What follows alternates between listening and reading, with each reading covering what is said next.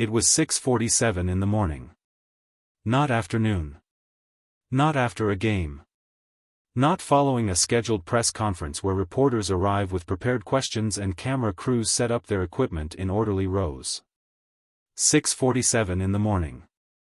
Before the city was fully awake. Before most of the league had checked their phones. Before anyone had any reason to expect that the most consequential roster announcement of the Dodgers season would arrive with the quiet urgency of an emergency broadcast. But that is exactly when Dave Roberts made the call. His voice, by all accounts from those who received it, was completely calm. No hesitation. No qualification. No language that left room for interpretation or follow-up questions. Just the facts, delivered in the flat, certain tone of a man who had made his decision long before sunrise and was simply completing the administrative act of informing the people who needed to know. Rushing had been traded. Not to a contender. Not to a team in a pennant race looking for a veteran presence. Not to an organization that would absorb him into a competitive clubhouse and let the story quietly dissolve into the background noise of a long season. To the weakest team in Major League Baseball. The message embedded in that destination was not subtle. Roberts didn't intend it to be. To understand what led to 6:47 in the morning, you have to understand what happened the night before. The clubhouse, in the hours following a difficult loss, is not a public space. It is one of the last genuinely private environments in professional sports, a room where the performance is over, the cameras are gone, and what remains is just a group of people processing what happened and preparing, mentally and physically, for what comes next. It operates on a set of unwritten rules that players understand before they ever reach the major leagues. What happens in that room stays in that room. What is said in that room is said with the understanding that the people hearing it are bound by the same code. Rushing broke that code. But he broke something more fundamental first. Multiple sources, people with direct knowledge of what occurred, people who were present in that space, described the same sequence of events with enough consistency that the picture that emerges is clear even without a single person going on record by name. Ohtani had returned to the clubhouse after his post-game routine. He moves through that space the way he moves through most spaces, quietly, purposefully, without creating friction or drawing attention to himself. He had already addressed the media. He had already done the work of processing the game publicly. What remained was private. Rushing approached him. The conversation that followed was not a conversation in any meaningful sense of the word. It was one-sided. Pointed. And it escalated in a direction that no one in that room had seen coming and no one standing nearby moved quickly enough to interrupt. What Rushing said is not something that has been fully reported. What has been reported, in fragments, through careful language from people who witnessed it and are constrained by their own professional obligations, is enough to understand the gravity. It was not a disagreement between teammates. It was not the kind of friction that develops in a long season between competitive people under pressure. It was something more deliberate. More personal. More dangerous in what it revealed about the person saying it. Ohtani did not respond.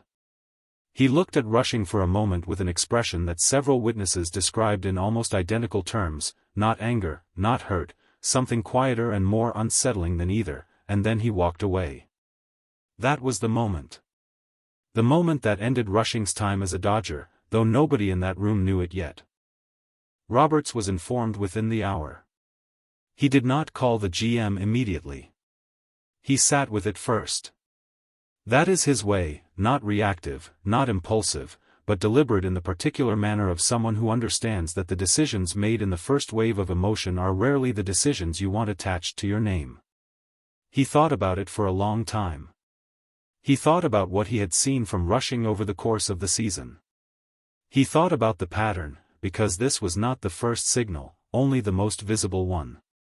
He thought about what it meant for the team he was trying to build, the culture he was trying to protect, and the singular presence at the center of that culture who had just been treated with a contempt that Roberts found, when he was honest with himself, genuinely difficult to process.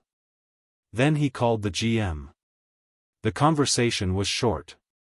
Roberts said what had happened. The GM asked 2 questions. Roberts answered them. And that was essentially it.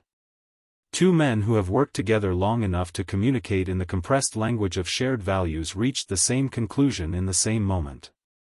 By midnight, the framework of the trade was in place. By 4 a.m, the details were finalized. By 6:47, Roberts was making calls. The destination chosen for rushing was not accidental. In a league that pays close attention to where players land when they are moved, because the destination tells you as much as the departure about how an organization values what it is sending away, the choice of the weakest team in baseball carried a clarity that required no press release to explain. This was not a baseball decision dressed up as a culture decision. This was a statement. Unambiguous. Delivered not in words but in the simple, public fact of where Rushing's career was going next. A reporter, at the press conference that Roberts convened with unusual speed later that morning, asked him directly, was the destination chosen deliberately? Roberts looked at the reporter for a moment. We made the best deal available to us given the timeline we were operating on, he said. He did not elaborate. He didn't need to. Ben Rothbett's return arrived in the same announcement. And if Rushing's destination had been chosen as a statement, Rothbett's reacquisition felt like the answer to a question the clubhouse had been asking quietly for weeks. Because Rothbett was not just a player the Dodgers knew. He was a player the Dodgers trusted. A player who understood the specific demands of this organization, this city, this level of expectation, who had been through the particular pressure of a Dodgers October and come out the other side with his character intact. He had left under circumstances that were complicated at the time and simple in retrospect. The kind of departure that both sides look back on with a mutual recognition that the timing was wrong even if the decision made sense in the moment. Players leave teams they love. Franchises move on from players they value. It happens. What is rarer is the willingness, on both sides, to revisit that departure when the circumstances change. The circumstances had changed. Rothbett, when informed of the deal, reportedly needed very little time to respond. He asked one question about his role. He received a direct answer. And he said yes before the end of the conversation. Inside the Dodgers clubhouse, the news of Rothbett's return landed differently than most roster moves land. Not with the polite professional enthusiasm that players perform for the cameras when a new face arrives. With something warmer and more genuine, the specific relief of a room that has been missing a particular kind of presence and has just been told it is coming back. The GM's agreement to Ohtani's demands was the third element of the morning's announcements. And in some ways the most significant, not because of what the demands were, but because of what the GM's agreement to them revealed. Ohtani had made requests. Specific ones. About his schedule, his workload, his role in the remaining months of the regular season, and, most pointedly, about the kind of environment he needed around him to perform at the level the Dodgers were paying him to perform at. He had not made these requests loudly. He had not issued ultimatums or threatened anything or created the kind of public pressure that forces a front office's hand.